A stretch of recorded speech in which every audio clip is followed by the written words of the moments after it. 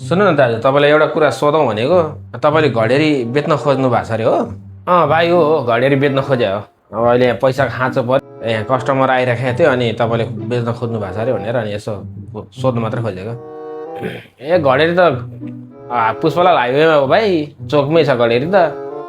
पानीहरू बिजुलीहरू सबै व्यवस्थित छ। खाँचो परेर बेच्न खोजे हो भाइ, नत्र कहाँ बेच्नु त्यस्तो राम्रो त्यस्तो ठाउँमा फेरि फेरि किन्न पाउँदैन। अहिले त यहाँ खाँचै भएर हो बेच्न खोजे त।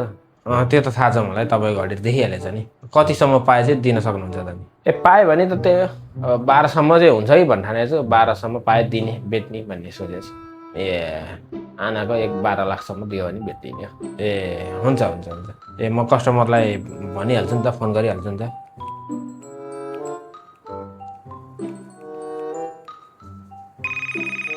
हेलो रमेशजी। हेलो सुमनजी, भन्नुहोस् त। तपाईँले घडेरी खोजिरहनु भएको थियो भन्ने सुनेको थिएँ मैले। हो। यहाँ अहिले घडेरी मिलिरहेको छ, के लिने हो कि के हो त? कहाँ हो, कस्तो घडेरी कस्तो छ? घडेरी त कुरै नगरौँ न, एकदम अक्खा छ नि घडेरी त। कहाँ हो र घडेरी? मेन हाइवेमै हो, पुष्पलाल हाइवेकै छेउमा घडेरी हो। चोकैमा छ घडेरी। व्यापार बिजनेस गर्न मिल्ने, पानी बिजुली सबै भएको, नाला भएको, गजब छ नि घडेरी त। आनाको कति भन्छ? फेरि महँगो भन्ने होला। कति भन्नु नि, अब हाइवेको घडेरी हो, अब तपाईँ आफै बुझ्नु न। 20 जति दिनु न, आनाको 20 जति। अलि मिलाएर हुँदैन सुमनजी? मिलाएर भइहाल्छ नि, तपाईँलाई मिलाएरै हो नि हजुर। तपाईँ आफ्नो मान्छेलाई कस्तो अब त्यो बढी लिन्छु त। अझ 25 भन्नु भएको थियो, मैले अब आफ्नै भनेर यहाँ 20मा मिलाइदिएको छु। राम्रो भयो त, भइहाल्छ नि। अब तपाईँकै भर परे, म तपाईँकै जिम्मा ल।